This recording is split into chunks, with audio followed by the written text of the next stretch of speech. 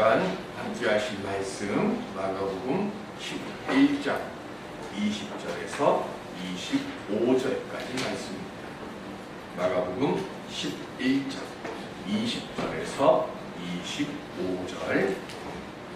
그들이 아침에 지나갈 때에 무화과 나무가 뿌리째 마른 것을 보고 그가 생각이 나서 여짜오되 낫기어 보소서 저주하신 무화과 나무가 마르나이다. 예수께서 그들에게 대답하여 이르시되 하나님을 믿으라. 내가 진실로 너희에게 이르노니 누구든지 이 산더러 들려 바다에 던지자 하며 그가 말하는 것이 이루어질 줄 보고 마음에 의심하지 않으면 그대로 되리라.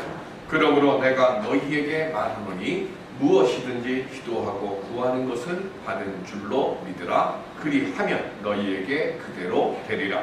서서 기도할 때에 아무에게나 혐의가 있거든 용서하라. 그리하여야 하늘에 계신 너희 아버지께서도 너희 허물을 사하여 주시리라 하시니라. 아멘.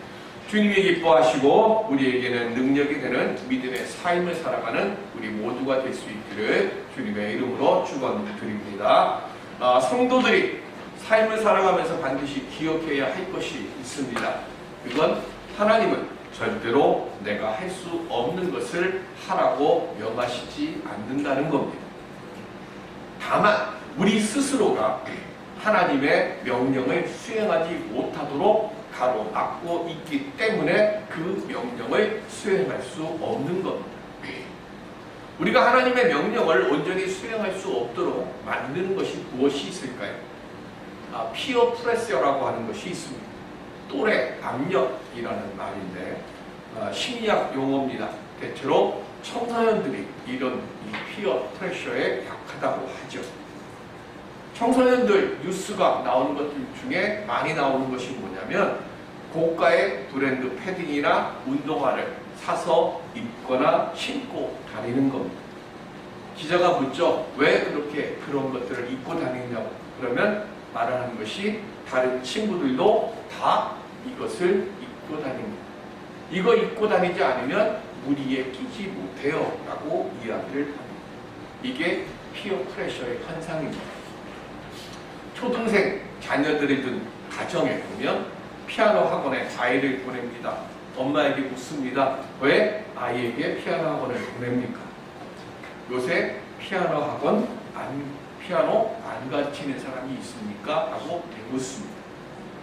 재능이나 목표가 있어서 가르치는 것이 아니라 남들이 하니까 그냥 뒤처지지 않고 소외감이나 창피 안 당하려고 그렇게 한다고 이야기합니다. 우리가 하나님께서 우리에게 주신 능력을 바르게 사용하고 또 하나님께서 내게 하라 명하시는 그 일을 온전히 하기 위해서는 우리는 세상에 있는 것들로부터 자유로워야 됩니다. 특별히 주변의 압력, 내 스스로 느끼는 압력이 거기 안 껴도 되는데 내가 거기에 끼고 싶은 겁니다. 남들에게 뒤처진다는 이야기를 듣는 것이 싫은 거예요. 그런데 하나님의 능력을 온전히 사용하려고 하면 이런 것들로부터 내 마음이 자유로워져야 됩니다. 그리고 스스로 불안감에 빠지면 안 되는 겁니다. 그럼 우리는 어떻게 하면 하나님께서 내게 주신 그 명령을 온전히 수행할 수 있는 사람이 될 수 있을까요? 10살 된 아들이 한참 내가 바쁜데 놀아달라고 아버지를 졸라요. 그 아버지는 지금 회사 일을 급하게 지금 해야 하는데 아들이 자꾸 조르니까 안 된다고만 계속 얘기할 수 없으니까 마침 세계전도가 있어서 그 세계전도를 갈기갈기 한 수십 쪽으로 찢어가지고 아들에게 주면서 이 세계전도를 다 맞추고 나면 아버지가 놀아줄게 하면서 아들에게 줬습니다. 아버지 생각은 적어도 3시간, 4시간 정도 걸려야 그걸 다 맞출 거라고 생각을 했습니다. 그리고는 회사 일을 하려고 하는데 5분쯤 지나더니 아들이 왔어요. 그리고는 하는 말이 아빠 지도 다 맞췄으니까 나랑 놀아요 라고 이야기를 합니다. 아빠가 깜짝 놀라서 아니 너 어떻게 그렇게 빨리 벌써 다 맞췄니? 라고 얘기했더니 아들이 하는 말이 아빠, 지도 뒤에 사람 얼굴이 있는데 그 사람 얼굴을 맞추니까 이렇게 빨리 맞춰졌어요 라고 이야기를 하더라는 겁니다. 우리 인생이 찢어진 지도처럼 우리의 행복과 기쁨, 건강과 평안이 그렇게 갈기갈기 찢어져서 도저히 맞출 수 없을 것 같은 절망을 느낄 때가 있고 그런 상황에 우리가 처할 때가 있습니다. 그런데 우리가 믿음 안에서 보면 문제의 뒷면에는 반드시 예수 그리스도의 그리고 하나님의 말씀을 따르면 뚝 찢겨나간 이 행복을 잘 맞출 수 있고 조립할 수 있는 방법이 보인다는 겁니다. 말씀을 우리가 왜 소중히 여겨야 합니까? 말씀 안에 주님이 있고 말씀 안에 세상의 문제를 풀어가고 해결할 수 있는 방법이 그 속에 감춰져 있기 때문에 그렇습니다. 오늘 할 수 있도록 도와주시는 주님의 음성을 들을 수 있는 말씀 앞에 내 삶을 내려놓고 내게 주어져 있는 문제들과 싸워서 이길 수 있는 오늘 우리들이 될 수 있기를 주님의 이름으로 간절히 축원드립니다. 우리가 어떻게 하면 말씀을 발견할 수 있을까요? 예루살렘에 입성하신 후에 예수님께서 성전을 둘러보시러 가십니다. 가시는 그 길에 마침 시장하셔서 잎사귀가 무성한 무화과 나무를 바라보셨습니다. 그런데 아직 무화과 열매가 맺을 때가 되지 않아서 열매가 있지를 않았어요. 잎사귀만 무성합니다. 그래서 예수님께서 말씀하시기를 다시는 무화과 열매를 맺지 못하리라고 저주하시고 성전으로 들어가셨습니다. 그리고는 성전에 들어가셔서 채찍을 드시고 환전상과 비둘기 파는 자들의 상을 둘러 엎으시고 그들을 쫓아내셨습니다. 무화과 나무를 저주하고 성전을 정화하는 사건은 따로따로 있는 사건이 아니라 원래 똑같은 한 가지의 의미를 가지고 있는 사건입니다. 즉 잎사귀만 무성한 때가 되지 않아서 잎사귀만 무성하고 열매가 없는 무화과 나무는 화려하기만 해요. 성전 안에 지금 자판해버리고 만민이 기도하는 집이라고 하는 성전 안에서 지금 장사치들이 제사장들과 종교 지도자들과 결탁해서 자신이 세상에 이득을 취하고 있는 그 모습이나 잎사귀만 무성한 무화과 나무나 똑같은 거예요. 겉은 거룩한데 사실은 아무런 유익을 주지 못하고 오히려 위선과 탐욕, 허영과 자기 중심의 모습만 가득한 그 성전의 모습을 보시고 지금 예수님께서 채찍을 휘두르시고 그 자판을 뒤집어 엎으신 거예요. 다른 말로 이야기하면 뭐예요?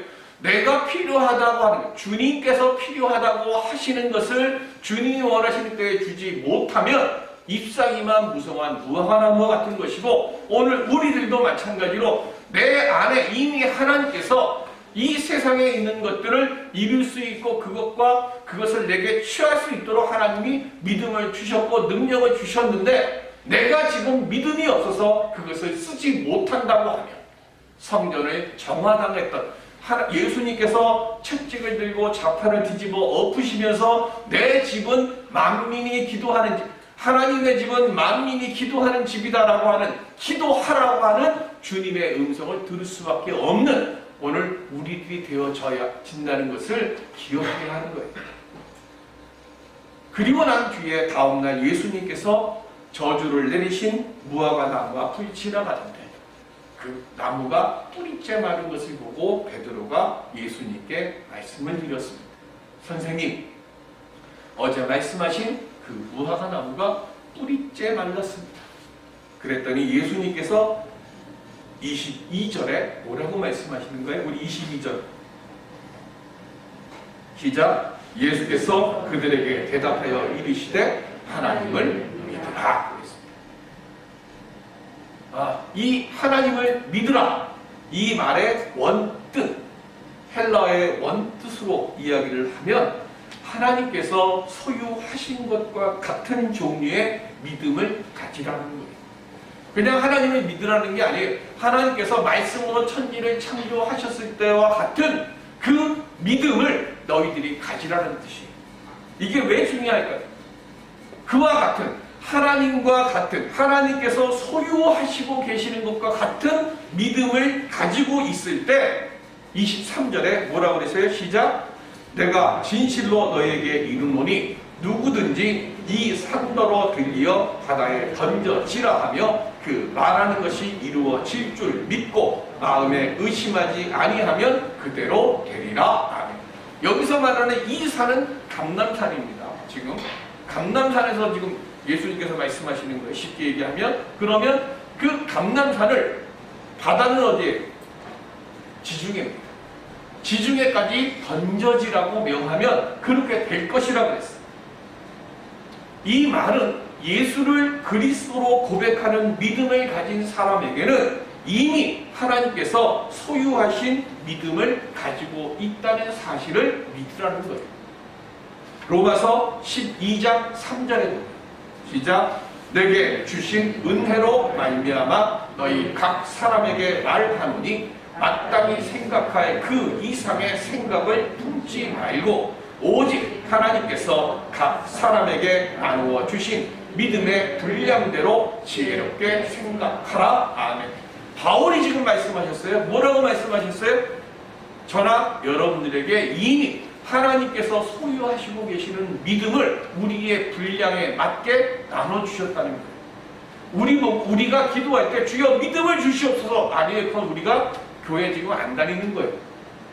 이미 하나님은 우리에게 창조적인 능력을 가지고 있는 그 일을 행할 수 있는 믿음을 우리의 분량에 맞게 이미 주셨음을 우리는 믿어야 됩니다.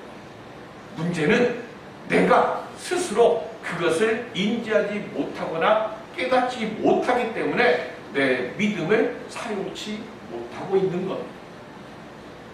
왜 우리는 이미 하나님께서 내게 주신 믿음을 사용하지 못할까요?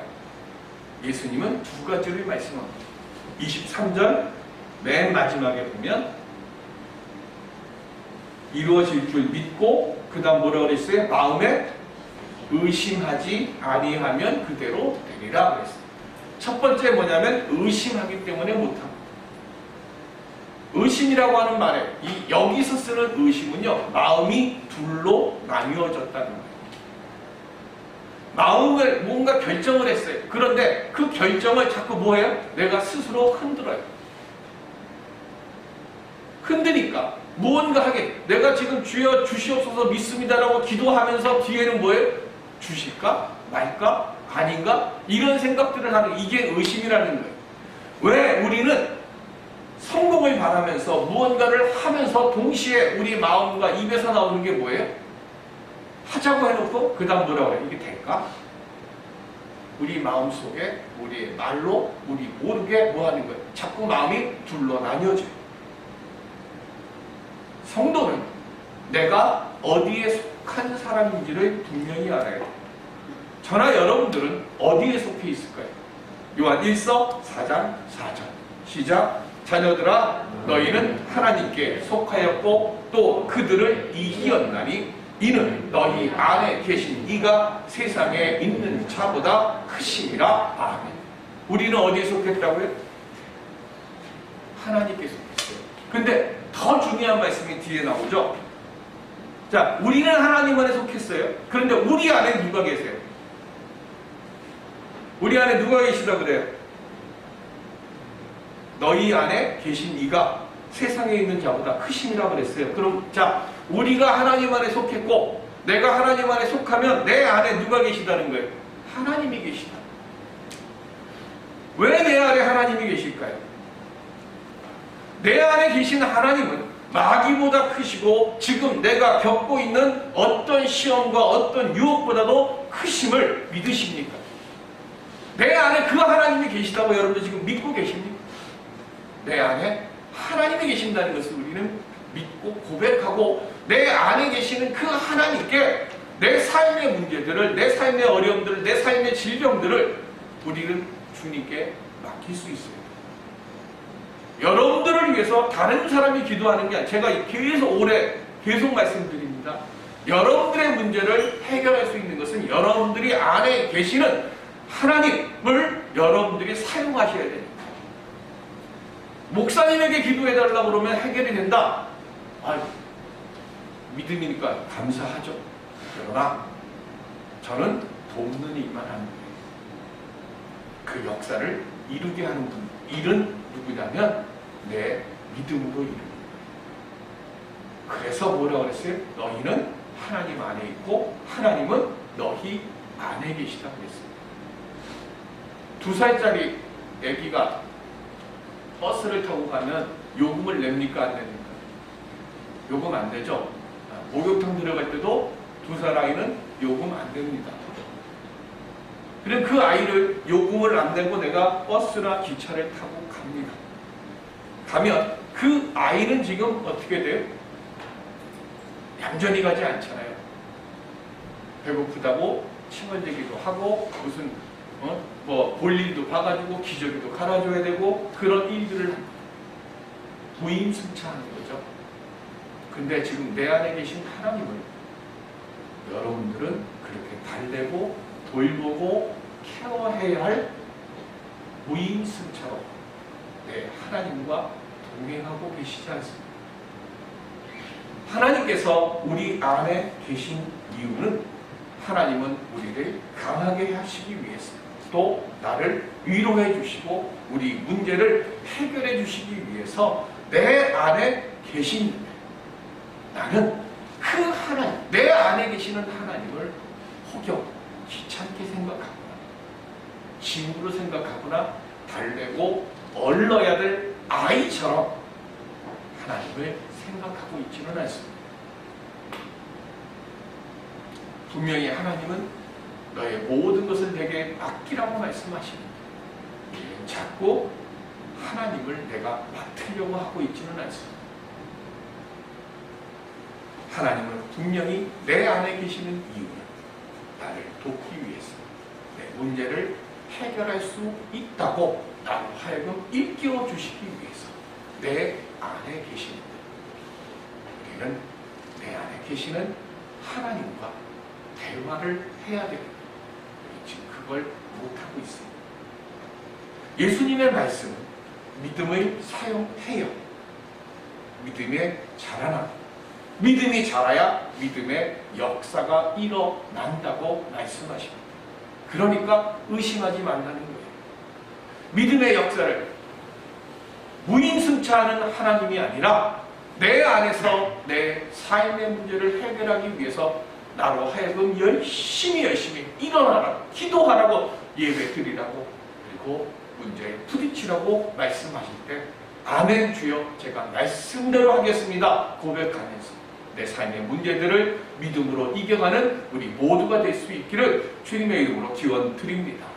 두 번째는 25절 본문 25절 시작. 서서 기도할 때 아무에게나 혐의가 있거든 용서하라 했습니다. 여기 혐의라고 하는 이 말의 뜻은요, 누군가에 대한 미움과 원망의 감정을 말합니다. 여기는 두 가지가 있습니다. 하나는 저 사람이 나한테 해를 끼쳤어요. 그래서 저 사람 때문에 내가 계획했던 일이 안 되고 저 사람 때문에 내가 큰 손해를 봤어요. 그러면 그 사람이 미울까요? 이쁠까요? 밉죠.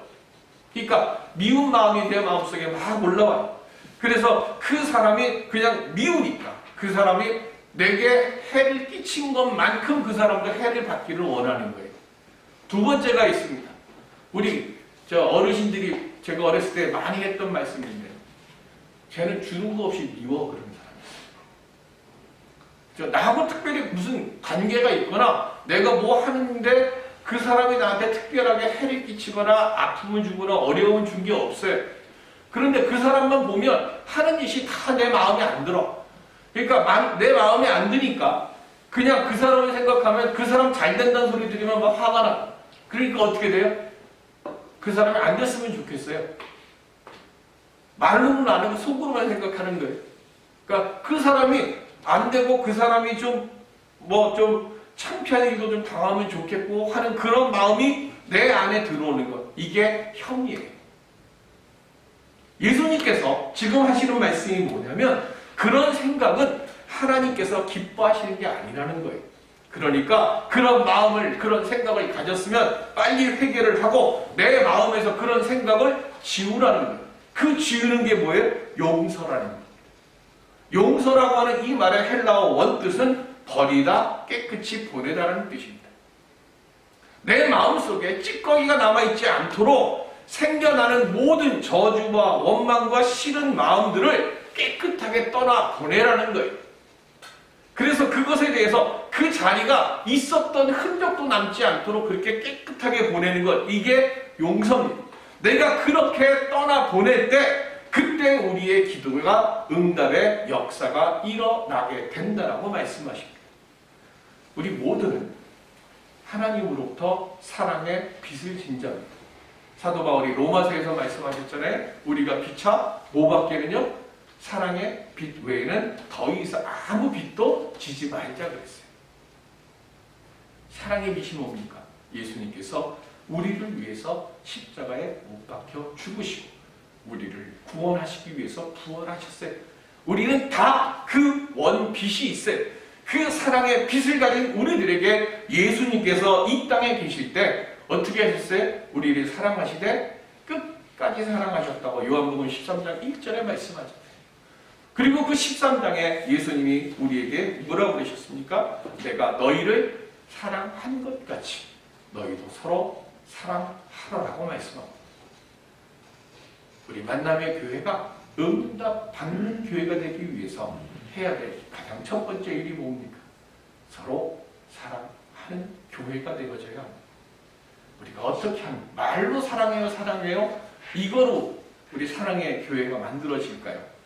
아닙니다. 어떻게 사랑합니까? 믿음의 기도는 역사하는 힘이 크다고 했습니다. 교우들을 위해서 할 수 있는 대로 기도하는 우리 교회가 될 수 있기를 바랍니다. 오래도록 우리 눈에 안 보입니다. 오늘 2주에 걸쳐서 철석같이 약속한 분이 계신데 오늘 또 안 오셨어요. 늘 목사가 기도합니다. 우리 1년 그리고 1년 좀 더 넘게 못 오셨던 분들이 지금 오시고 계시는데 지금 주님께 기도하고 있습니다. 우리 눈에 보이지 않는 분들을 위해서 늘 기도하고 그 기도가 우리 눈에는 안 보이지만 하나님의 마음으로 움직이셔서 우리가 드리는 그 기도로 육신의 질병 걸린 자들 그리고 마음의 상처 입은 자들 삶의 어려움을 당한 자들 그들에게 하나님께서 우리가 모르게 들어가셔서 그 안에 계시는 하나님의 능력으로 그들을 움직여 주실 줄로 믿습니다. 우리가 누군가를 위해서 기도하면 병든 자를 위해서 기도하면 하나님께서 우리의 기도를 들으시고 병든 자의 상처에 손을 대시고 그로 하여금 빨리 그 자리에서 회복을 받을 수 있도록 성령으로 역사해 주시는 줄로 믿습니다. 그거 제가 어떻게 확신할까요? 시편 145편 18절 19절 시작. 여호와께서는 자기에게 간구하는 모든 자 곧 진실하게 간구하는 모든 자에게 가까이 하시는도다. 그는 자기를 경외하는 자들의 소원을 이루시며 또 그들의 부르짖음을 들으사 구원하시리로다. 아멘. 하나님은 누구를 가까이 하신다고요? 진실하게 간구하는 자를 가까이 하신다고 했습니다. 우리가 누군가를 사랑하는 마음으로 진심으로 기도하면 하나님께서 우리를 가까이 해주시는 거예요. 하나님께서 우리를 가까이 해주시면 그 다음 뭐라고 하셨어요? 그들의 부르짖음을 들으사 구원해 주신다고 그랬습니다. 하나님은 하나님을 사랑하는 자들을 가까이 하시고 그 소원을 이뤄 주십니다. 이 시간 하나님께서 기뻐하시는 자리에 설 수 있는 오늘 우리들이 될 수 있기를 바랍니다. 어떻게 해야 할까요? 기도 응답 받아야 될 큰 기도 제목이 있어서 기도하려고 교회에 들어왔습니다. 근데 마침 먼저 들어와서 기도하고 있는 사람이 있어요. 근데 이 사람이 기도를 하는데 하나님 아버지 100달러만 주세요. 100달러만 주세요. 이게 막 울부짖듯이 막 하는 거예요. 나는 지금 답답한 거예요. 나도 지금 빨리 하나님한테 응답 받아야 될 기도 제목이 있어서 왔는데 저 사람이 너무 막 그냥 100달러 하니까 기도가 안 돼. 100달러가 계속 머릿속에 남아. 그러니까 참다 못 참아가지고 자기 지갑에서 100달러를 꺼내서 그 사람한테 기도하는데 툭 치고 여기 100달러 있다고. 그러니까 그 사람이 100달러를 딱 치고는 하나님께서 응답해 주셨다고 할렐루야! 그러고 나가는 거예요. 그리고 난 뒤에 그 사람이 뭐라 그랬을까요? 하나님, 이제 제 기도만 집중해 주세요. 그리고는 기도를 시작합니다. 하나님이 나 혼자 기도해야 하나님 내 기도에 집중해 주실까요? 내가 기도하는 시간에 다른 사람들은 기도 안 할까요? 우리가 자꾸 착각하는 게 있습니다. 내가 집중 못하는 거지 하나님은 어떤 형편처지에 있든지 우리의 기도를 집중해 주십니다. 중요한 건 하나님이 아니라 내가 집중하지 못하는 것, 내가 의심하고 내 마음속에 혐의가 있어서 하나님께 집중하지 못하는 것. 응답받는 교회를 되기 위해서는 우리의 마음속에 오직 내 기도 제목을 붙잡고 하나님에게만 집중하는 기도를 드릴 수 있는 우리들이 될 수 있기를 바랍니다. 그때 하나님께서 우리에게 필요한 것들을, 우리가 얻어야 할 것들을 하나님이 아시고 그 집중의 은혜를 통해서 우리의 삶에 귀하고 은혜로운 구원의 자리, 구원의 길들을 열어주실 줄로 믿습니다. 이 시간 응답의 역사가 일어나는 교회를 만들어가는 집중할 수 있는 믿음 갖는 우리 모두가 될 수 있게 주님의 이름으로 축원드립니다. 기도하겠습니다.